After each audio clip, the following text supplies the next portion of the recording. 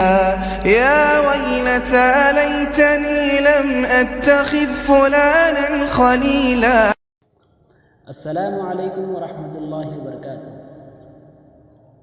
الحمد للہ رب العالمین والصلاة والسلام علی رسولہ الکریم اما بعد فاعوذ باللہ من الشیطان الرجیم بسم اللہ الرحمن الرحیم اقیموا الصلاة وآتوا الزکاة واطیعوا الرسول لعلکم ترحمون۔ قابل احترام بزرگان اسلام، آج کی اس ویڈیو میں ہم گفتگو کریں گے اسلام کے تیسرے رکن زکوٰۃ کے متعلق۔ اس موضوع کو بھی میں نے 5 حصوں میں تقسیم کیا ہے، تو ہر ایک حصے کو میں تھوڑی بہت تفصیل کے ساتھ آپ کے سامنے وضاحت کروں گا۔ تو شروع میں نے سورۃ النور کی آیت تلاوت فرمائی، جس میں اللہ نے کہا نماز ادا کرو اور زکوٰۃ دیا کرو، وَأَطِيعُوا الرَّسُولَ لَعَلَّكُمْ تُرْحَمُونَ، اور رسول کی اطاعت کرو تاکہ تم پر رحم کیا جائے۔ یہاں پر اس آیت میں غور کرنے سے، تفسیر پڑھنے سے 2 باتیں ہمارے سامنے آتی ہیں۔ نماز کا ادا کرنا اور زکوٰۃ کا ادا کرنا یہ اللہ کا حکم ہے، مگر اللہ تبارک و تعالیٰ اس کے بعد کے ٹکڑے میں یہ بات واضح کرتا ہے کہ نماز اور زکوٰۃ اسی طریقے پر، اسی کیفیت پر ادا کرو جس طرح رسول اللہ صلی اللہ علیہ وسلم نے اپنی زندگی میں عملی طور پر کر کے دکھایا۔ تو اقیموا الصلاۃ وآتوا الزکاۃ واطیعوا الرسول، اس لفظ کا استعمال اسی وجہ سے کیا جا رہا ہے کہ اللہ تبارک و تعالیٰ نماز اور زکوٰۃ اسی طریقے پر ادا کرنے کا حکم دے رہا ہے کہ جس طرح رسول نے کیا ہے، رسول کی اطاعت کیا کرو ہر طریقے پر۔ اگر رسول کے طریقے پر اطاعت کی جائے تو لعلکم ترحمون، کہ ضرور تم پر رحم کیا جائے گا۔ یہ 2 باتیں اس آیت سے ہم یاد رکھنے کی کوشش کرنا چاہیے کہ اگر ہم اللہ کے پاس نجات چاہتے ہوں تو پہلا اس کا حکم کو بجا لانا اور اس طریقے پر بجا لانا کہ جس طرح رسول اللہ صلی اللہ علیہ وسلم نے کر کے دکھایا ہے۔ اب ہم اپنے موضوع کی طرف آگے بڑھتے ہیں، تو میں 5 حصوں میں جو الگ الگ تقسیم کیا ہے ان کو ایک ایک کر کے آپ کے سامنے وضاحت کرتا چلوں۔ آپ غور سے سنیں اور اس باتوں کو سمجھنے کی کوشش کریں۔ اللہ ہم سب کو توفیق عطا فرمائے، آمین۔ پہلا حصہ اس موضوع کا رہا کہ فرضیت الزکاۃ، زکوٰۃ کی فرضیت۔ علماء اکرام جیسا کہ ابن باز رحمہ اللہ انہوں نے بتایا کہ نماز کی، زکوٰۃ کی فرضیت مکے میں ہوئی۔ سورۃ الانعام کی آیت انہوں نے پڑھ کر بتایا وَآتُوا حَقَّهُ يَوْمَ حَصَادِهِ، کہ جیسا ہی کھیتی باڑی کی جاتی ہے، فصل کاٹا جاتا ہے، تو اس وقت اس کا حق ادا کیا کرو، اس کی زکوٰۃ نکالا کرو۔ اور یہ سورۃ الانعام مکی آیتوں میں سے ہے، اس وجہ سے ابن باز رحمہ اللہ نے کہا کہ زکوٰۃ کی فرضیت مکے میں ہوئی۔ مگر واضح ہے کہ ہر تشریح کی کتابوں میں، ہر تفسیر کی کتابوں میں بتایا گیا کہ زکوٰۃ مدینے میں اور 2 ہجری میں فرض ہوئی۔ نہ فرض ہوئی تو رمضان کے مہینے میں فرض ہوئی، مکمل طور پر وضاحت کے ساتھ صحیح احادیث کے ساتھ علماء نے ثابت کیا ہے کہ مدینے میں فرض ہوئی۔ تو یہاں پر صرف اختلاف نہیں، بتانا ہی ہے کہ حکم مکے میں بھی ہوا تھا اور مدینے میں اس کا عملی طور پر حکم دیا گیا ہے۔ اور جس دن اللہ تبارک و تعالیٰ نے زکوٰۃ کا حکم دیا اور صحابہ کے درمیان زکوٰۃ کی بات پھیلی، اسے ذات الانصبہ کہا جاتا ہے، کہ جہاں سے نصاب شروع ہوا کہ جس طرح سال کا نصاب رکھنا چاہیے اور زکوٰۃ ایک نصاب تک پہنچنا چاہیے، تو اس وجہ سے ذات الانصبہ کا دن کہا جاتا ہے۔ تو زکوٰۃ 2 ہجری میں فرض ہوئی۔ اس وقت سے رسول اللہ صلی اللہ علیہ وسلم کے زمانے سے زکوٰۃ چلی آ رہی ہے۔ اس موضوع کا دوسرا حصہ ہے کہ اہمیت الزکاۃ و فضل الزکاۃ، کی زکوٰۃ کی اہمیت اور اس کی فضیلت کیا ہے۔ کہ اللہ تبارک و تعالیٰ قرآن میں جہاں بھی اقیم الصلاۃ کا لفظ استعمال کیا تو فوری اس کے بعد وآتوا الزکاۃ کا اکثر جگہ پر لفظ استعمال ہے۔ تو اللہ تبارک و تعالیٰ کو جہاں پر نماز کی جتنی اہمیت ہے، زکوٰۃ کو اللہ تبارک و تعالیٰ اتنی ترجیح دے رہا ہے۔ تو اس وجہ سے کہ اقیم الصلاۃ، نماز ادا کرنے میں اللہ کا حق ادا ہوتا ہے، تو وآتوا الزکاۃ میں بندوں کا حق ادا ہوتا ہے۔ تو اللہ تبارک و تعالیٰ بندوں کے حق کو بھی بہت ہی زیادہ ترجیح دیا، اس کی بھی اہمیت بتائی ہے۔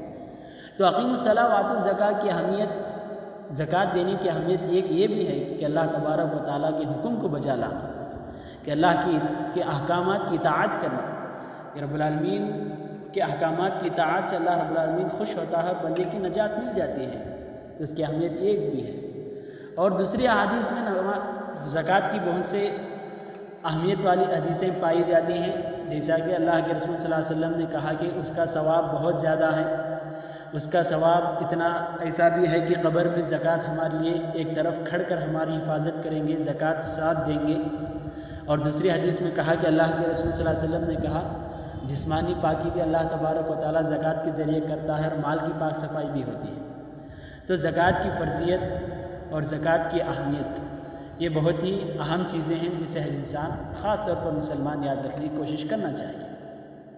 اس کے بعد تیسرا حصہ ہمارے اس موضوع کا رہا کہ فوائد الزکاۃ، زکوٰۃ کے کیا فائدے ہیں.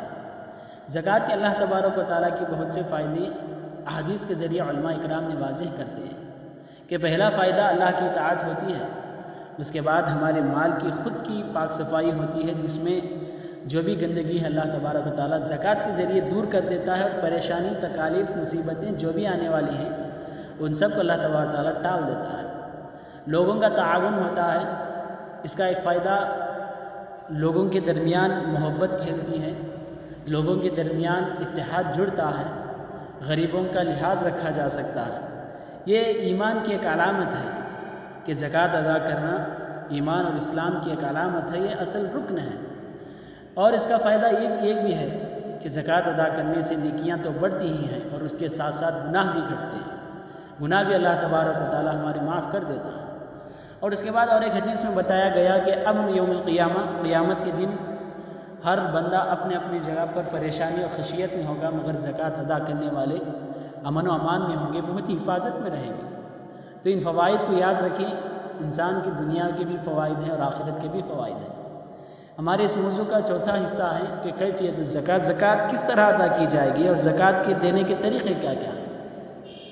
رسول اللہ صلی اللہ علیہ وسلم کے احادیث کے ذریعے علماء اکرام نے اسے 4 طریقوں پر تقسیم کیا ہے کہ زکوٰۃ کو 4 طریقوں پر انسان اپنی زندگی میں ادا کرنا چاہیے. جیسا کہ انسان کے پاس اگر سونا چاندی ہو تو اس کی زکوٰۃ ہوگی.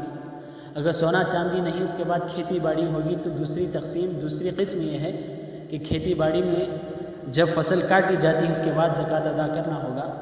اس کی تیسری قسم جانور اور چوپایوں پر زکوٰۃ نکلتی ہے کہ جو جانور وہ پالتا ہے اور جو چیزیں وہ کھیتی باڑی کے لیے استعمال کرتا ہے اس پر. اور چوتھی قسم تجارتی مال پر، جو مال سے وہ تجارت کرتا ہے وہ پیسوں کی شکل میں ہو یا کسی خاص چیز کی شکل میں، ان تمام چیزوں پر زکوٰۃ نکالی جائے گی. یہ 4 تقسیم علماء اکرام نے بہت ہی اچھے انداز میں کیا کہ جس کے ذریعے انسان بہت آسانی سے زکوٰۃ نکال سکتا ہے. اور ہر ایک قسم کے لیے سونا چاندی، کھیتی، جانور، چوپائے اور تجارتی مال کے لیے فارمولے ہیں جس کے ذریعے انسان کو آسانی کے ساتھ زکوٰۃ نکالی جا سکتی ہے کہ کس چیز پر کتنی زکوٰۃ نکالی جائے گی. یہ ہر ایسا مسئلہ ہے کہ جس کے پاس جیسا پیسہ مال ہو الگ الگ زکوٰۃ ہوگی، تو اس کے بارے میں زیادہ گفتگو کرنے کی ضرورت نہیں. اس کے بعد ہمارا 5واں حصہ اس موضوع کا رہا ترک الزکوٰۃ، زکوٰۃ چھوڑنے سے کیا انجام ہوگا، کیا اس کا فیصلہ ہے.